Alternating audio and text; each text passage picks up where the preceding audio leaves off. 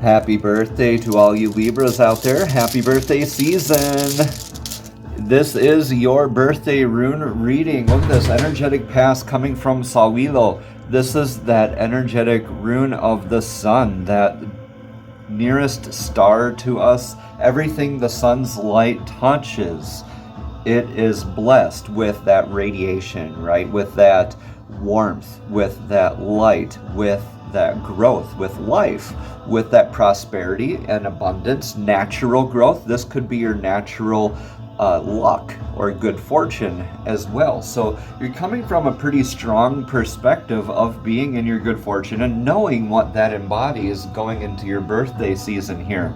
We'll pull some rune cards here at the end, rune cards, tarot cards that have runes on them as well to further explain all of these runes. So stay tuned to the end of the reading, everyone. We'll go over some major arcana for the runes here.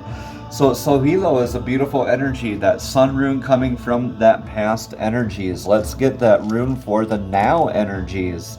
Now, we have what I like to call now this, in the now energies. This is the rune called Navis.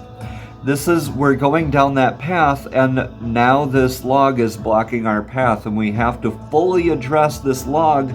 Otherwise, it can fall back into the path and we can't continue upward onto our path here.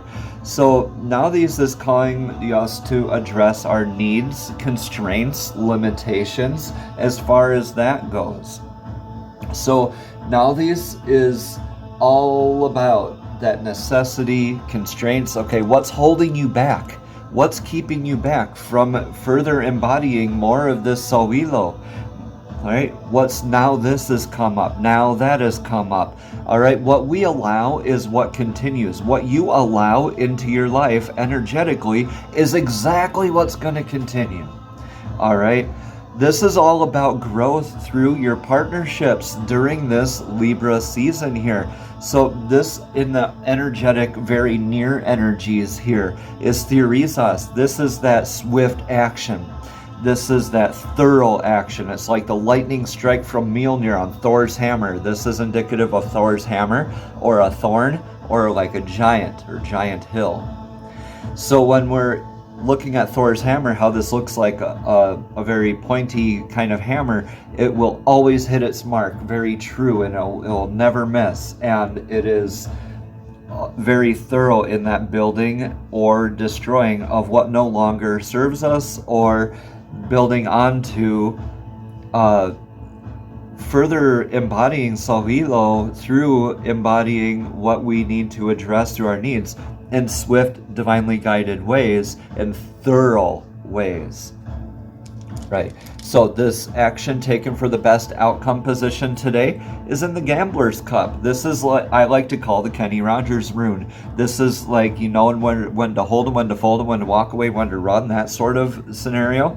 Where this is indicative of like a initiation process or a board game or like a pregnancy, where we all know how this energy starts, and then we're going through the energy. We make a lot of twists and turns going through this changing energy. Right? And when we come out the rune, we don't know. We're kind of shrugging our shoulders, saying, hey, I don't know what's going on here. All that I know is I went through this process and I come out changed. I'm different. I'm initiated now. I've went through my rite of passage, so to speak, energetically. So when we're doing this, it's good to be divinely guided because of this swift, thorough action. This Gambler's Cup is also the universe saying, hey, look, I'm holding out my hands here to catch you, and I want you to go ahead and take that leap. Take that thorough action, like fully commit. Don't just half commit. Don't just be, yeah, I really like this person, but I'm a little apprehensive. Or I really like this job, but I don't see myself lasting there. Fully commit one way or another. And if you can't, then you know where your steps need to be taken for that thorough action in addressing your needs and constraints, right? And moving forward. Let's see what your thoughts, feelings, and actions are about all of this. Yeah. Didn't I just say Libra season is about growth through your partnerships? So this is your thoughts, feelings, and emotions are on Gibo. This is the rune of your divine partnerships, your divine gifts, right? So you could be in this aspect of building or destroying in your partnerships. So when Theresos in the partnerships is very close together, when they're very when they're across from each other here, they're tied energetically to each other. So in this aspect, this building through relationships through Libra season, you need to either fully commit or fully release so you can go ahead and finish this initiation process. This whole birthday season will be kind of like transforming into a new you, so to speak. So whatever resonates with these spiritual gifts and or partnerships, whether this is your spiritual gifts, learning new spiritual gifts, teaching spiritual gifts, developing or strengthening your already existing ones, or this could be that partnership with yourself, right? With divine, with your divine counterpart, even like your soulmate or twin flame kind of energy. So whatever this is, stop being on the fence, go through this initiation process already, because it won't happen unless you go through this changing process here so you can adapt these new aspects to yourself. What we risk losing here, oh boy, with this being right across from Nalthis, this is the U branch. This is Iwas, right? This is that branch that they had to cut bows out of and make bows, and the bows would have to be flexible, have to be also stable, a lot like that tree. This representative of the ash tree, or even the world card in some instances with tarot. We'll get into the tarot here in a little bit, so thank you for staying along with me this far, and we'll jump into the tarot here in a moment. Now, Iwas is all about the yew tree, toughness, stability. This is more flexing in the wind, right? When we don't flex enough, or when we flex too much, our branches can break off, and then we're that frozen ice rune of stuck, rigid, repeating life lessons. However, if we transmute this, see how this kind of looks similar. We can transmute this into Sawilo again. We can make this into our good fortune, this overthinking about your endurance as far as addressing your needs, constraints, and limitations. Remember, with these across from each other, they're a lot more powerful. So with these, I'm really being intuitively told here to say, get off the fence on whatever your apprehension is. And if you're looking for a yes or no answer in today's rune reading and tarot reading, today's answer is a yes. Go ahead, take that leap, take that leap. These are both saying, take that leap, address your needs in taking that leap. Like, what is here for you is good for you. Let it be good for you. Flex and adapt to the new things. Adopt new styles of learning, communication, right? When you're entering into these partnerships or developing spiritual gifts, we do have to be flexible. We can't just say, nope, this is me, I'm rigid, and this has to fit me. We do have to adapt in certain situations and circumstances for a more peaceful transition into our new selves. Let's move into the beautiful outcome energies. What we have to look forward to in our outcome here, this is Ingwas. This is that divine masculine's rune. A lot of time you'll see this without the X's, and it'll just be the diamond there. So that's the same thing. This is that successfully planted seed, that fertile soil, coming from that place of knowing, I have planted my seed. I have gone through this initiation. I have made this. I have done the work. Right? And I am growing this partnership in my spiritual gifts. I am coming from that place of knowing that I am stable. I can move along with this energy, right? I can flex in the wind. I can take things in stride. Coming from that place of knowing that Sawilo is always there for you, right? It'll always be around. And when you're embodying this energy, the sun's light, coming from that successfully planted seed, guess what? You're in for a lot more growth. You're just going to be, you're going to be furthering this cycle along, getting over this little bit of a hump here through this eclipse season that's happening, and your birthday season begins in the middle of it. We had that lunar eclipse in Pisces recently, and now we're looking forward, we're dead ahead into that solar eclipse in Libra. So, moving forward, we have that successfully planted seed, and I believe it will sprout. S for sprout. Believe it. This is a beautiful beginning for you. Look at how this one X becomes two X's. This partnership is blessed, y'all. Whatever this is resonating with in your thoughts right now about that partnership or that divine gifts, please take it a little bit further. Fully commit to it thoroughly. Go through that initiation. Whatever you need to let go of in order to do this. All right, so let's look at some of the tarot cards in the major arcana that relate to the runes here. So for Solilo, the sun rune, we of course have the sun. I'll show you this beautiful card here. Look at that. Nice.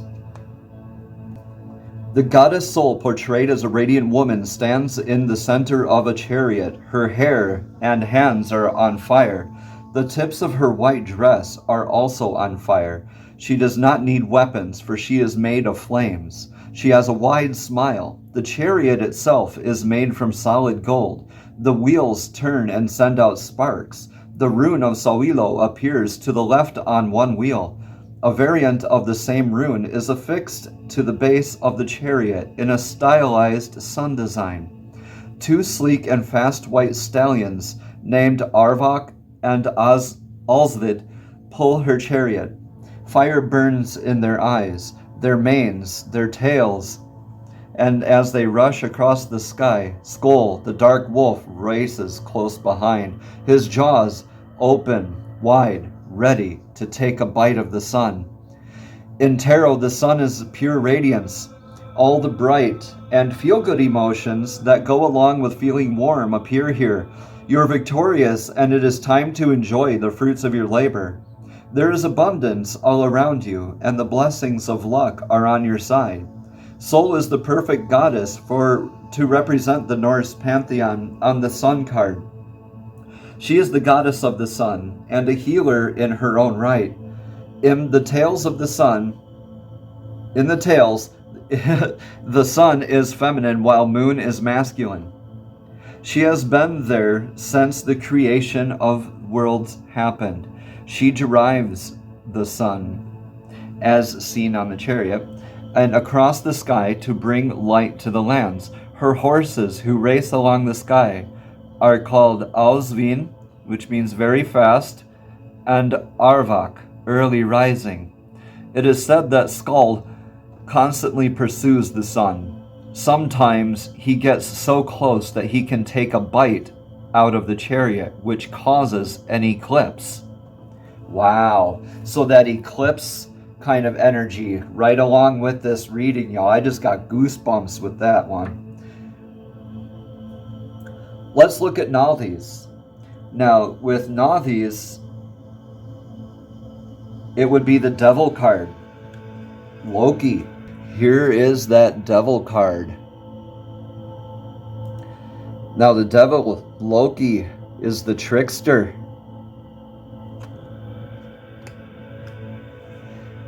The trickster god hovers out of the clouds to watch a situation unfolding in the world below. His hair is black and slicked back.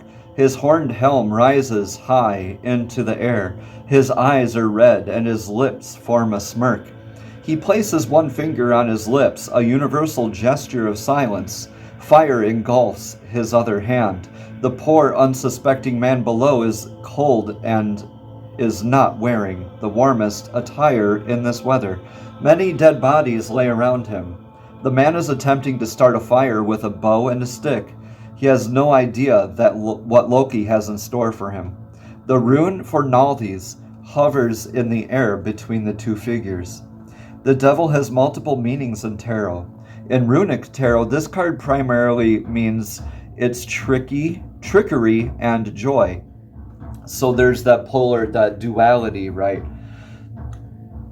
The devil is a keen trickster. He knows your weak spots and what your heart desires. He knows how to get you into trouble and is never around to make amends. It's okay to give in to the desires to have on occasion. Life without needs and passions is not fully experienced. The devil invites you to play, to be wild, and to understand the consequences of your actions. There is no better Norse god to represent this meaning than Loki. Loki is famous for stirring the pot and of trouble for creatures throughout all 9 worlds. He stirs the pot of trouble. He is usually antagonizing one god or another in most of the mythology. He's given birth to Sleipnir, an 8-legged horse, and father to Fenrir, the wolf, who will bring about the end of days if he ever gets freed from the chains that bind him. Okay, let's look at Therisas here. Now, Therisas, that is going to be the Emperor energy. The Emperor card, beautiful looking card here. The Emperor here is Thor, rightfully so, because of that hammer there. You see that rune? That's Mjolnir. That's the hammer Mjolnir. So Thor sits on the throne on top of the mountain of human skulls. The red-haired god has a determined look on his face. Many Nordic patterns are tattooed over his body. Lightning flashes all around him, and he waits, poised to take action. His weapon, the mighty hammer Mjolnir, is perched at his side, within reach if he needs it. Thor wears battle armor and heavy metal gloves and bracers over his hands. His belt bears the rune Therisas, glowing in bright red. 2 ram's heads rest by one side of the mighty god. Thor is the son of Odin and the god of thunder and protection. He represents the archetype of loyalty and commitment. He defends Asgard from the giants and other creatures who want to take the land from Aesir. Thor is the strongest warrior in the pantheon. His belt gives him extra strength, and his hammer Mjolnir brings lightning down as well. He makes a perfect emperor for the runic tarot. The emperor is a fierce archetype in tarot. They commit to their command. They got their position through an intelligent action and capable planning. All this hard work has paid off, for they are now on top of their game, and they will protect everything in their control. And the Emperor doesn't doubt themselves. They make the rules and set strict boundaries for how they think people should act and behave. They lead by example. In Norse mythology, Mjolnir is one of the most fearful and powerful weapons in existence. It's not only lent strength to Thor, but it would also return to his hand when he throws it. Mjolnir has its own code of ethics, and only those who truly could wield the hammer, only those truly worthy could wield the hammer. As a tarot symbol, Mjolnir displays the outlying principles of strength and knowing when to head into battle. It also is used to represent blessings, consecrations, and protection, all fine attributes of the Emperor. For Pertho, we have the Wheel of Fortune. So for the Wheel of Fortune, it looks like the Fates spinning their weaving web. Pretty cool looking card. The 3 women stand in a foggy marsh. Limbs of a giant yew tree stretch out. Familiar staves appear on several branches. The women are none other than the Norns. They stand in front of a giant spinning wheel. 12 spokes radiate out to the wheel. A glowing sigil appears on the axis, in the center where everything meets. The Norn on the right side is named Skuld and wears a red robe and cloak. She is the Norn of the future. Skuld has a powerful sword pointing to the earth in one hand and the end of a delicate thread in the other. The cord connects over the large wheel down to Verdhandi, the Norn spinning the present on the ground. She wears all white and has a wreath of fresh flowers on her head. She stares at the thread that slides over her hand. The thread loops back around to the spindle that connects it to the woman on the left. Erd is the one in charge of the past. She wears the black dress and cloak, and her blonde hair is braided. The thread has been looped down through her fingers and connects to something off the edge of the card. The thread is the thread of fate, the word. The Wheel of Fortune is concerned with fate and the cycles that appear in the world. Fate is the intersection between time and circumstances. Some believe this is predetermined. Others think that the gods and we can change Others think that the gods and we can change it based on the actions and the ethics of a person. When the card appears, we need to look at where we stand in a relation where the cycle is. The Norse mythology, the Norns were the ones who dealt and traded the fate of everything. They lived at the base of Yggdrasil and oversaw the fabrics of each person's time in creation.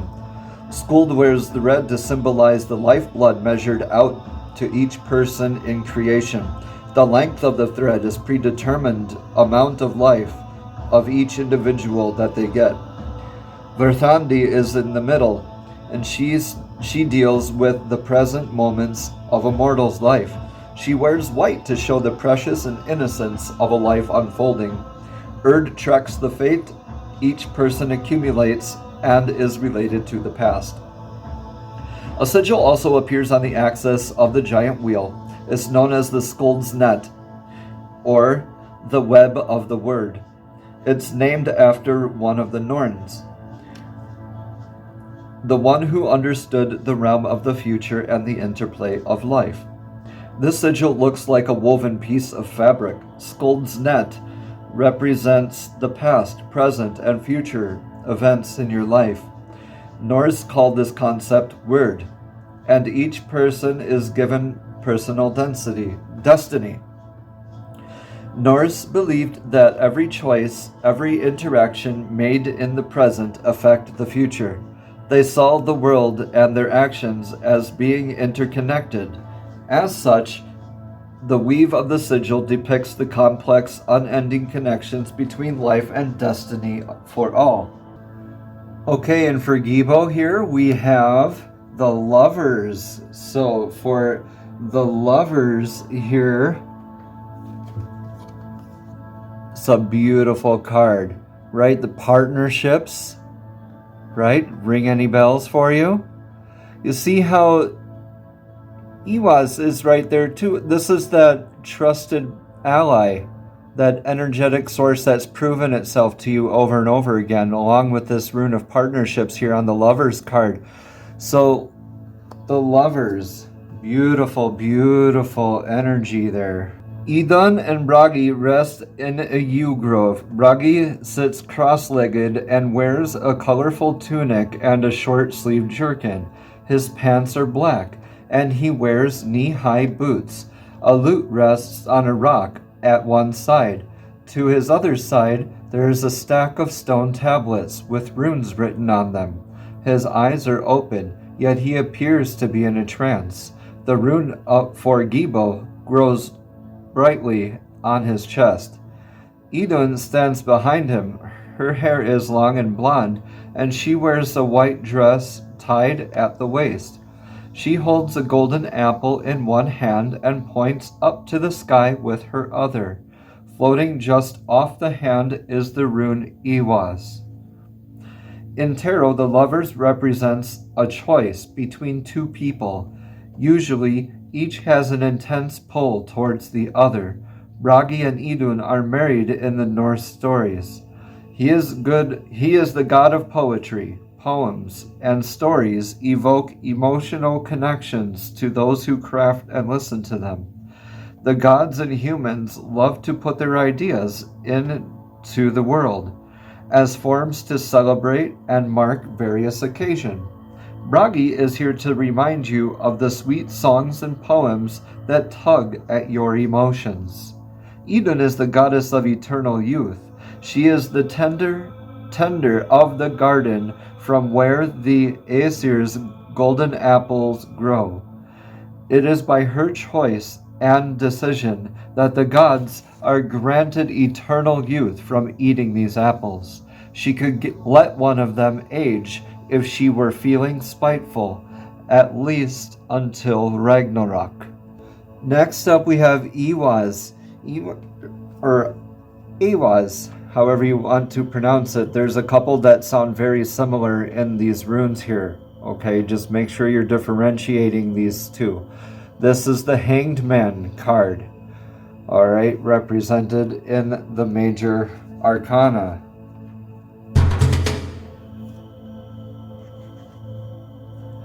High up in the snowy mountains, Url performs a death-defying trick on his skis.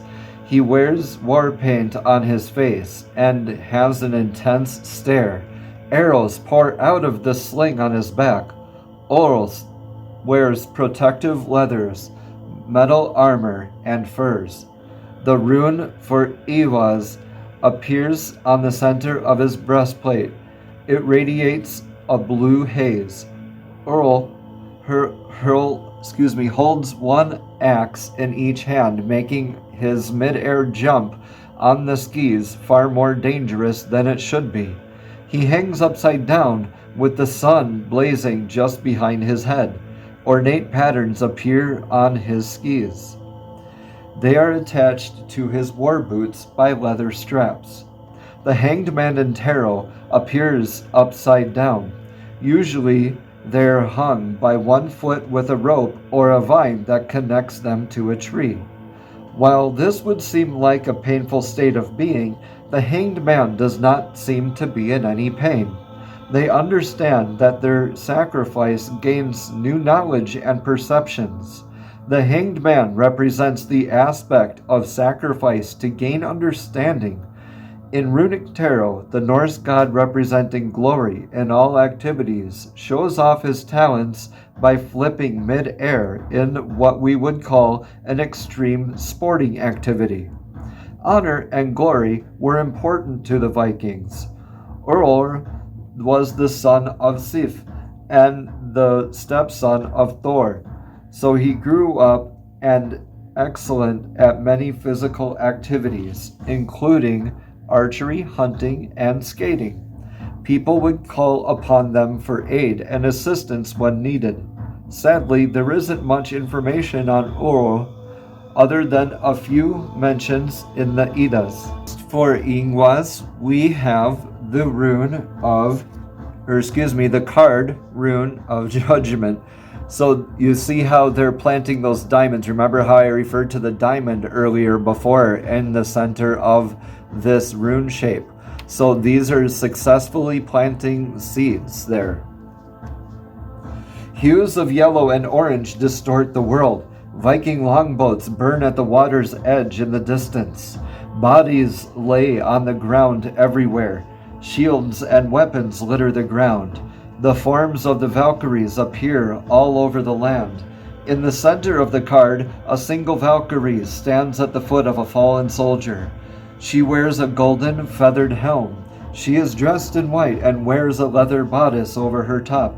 Metal bracers protect her arms. She stretches one hand out over the dead body and releases his spirit from the mortal coil. The soul rises and stares at the woman. Two incarnations of the rune Ewaz appear near the woman. One hovers brightly over her head, and the other floats near the soul of the deceased warrior. Judgment represents a call to meet your fate. When you don't have to be dead or hear this call, although being attentive and knowing your heart's desire does help. When you know precisely what you want in life, step into the role and grasp it with both hands. Wake up each day to meet the challenges that stand between you and it. Know that you have the power to become what you desire. In Norse mythology, Valkyries were winged ladies who appeared at the end of a battle. They selected the fates of the fallen. Some get to live, while others are chosen to move on. Those who have passed on and are found worthy moved into the halls of Valhalla, where they become part of an army selected by Odin. Only half of the fallen would go there. The other half get taken by Freya, where they would live in the fields. And when the Valkyries were not attending to battles, they would stay in the halls and serve Odin. Let's go ahead and cap this off with a chakra token. For the aftercare, oh, look at this. Yes, that's the crown chakra. That's 963 hertz solfeggio frequency. This is our connection to divine, everybody. So this is that beautiful color purple, lavender, some olive green even, white even, some gold as well.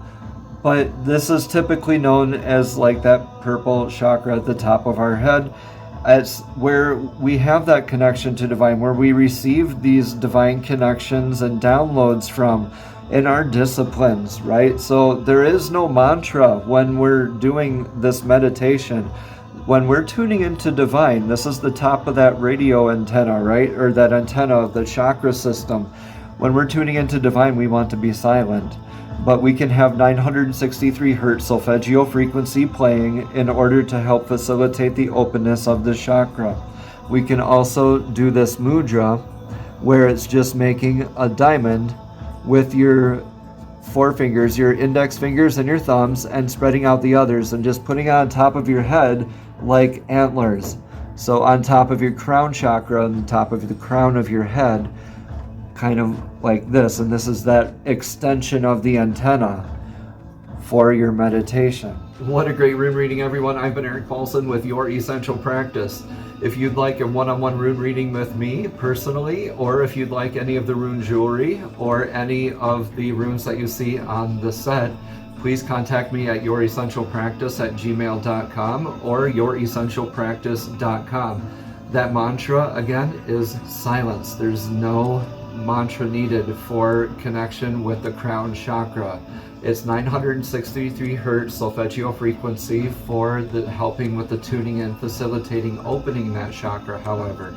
And that mudra, which also facilitates and helps open that chakra, is like this, and it goes right on top of your head, just like this. While we're silent, we receive the divine downloads. Happy birthday to all you beautiful Libras out there. Namaste. Have a blessed and abundant Libra season.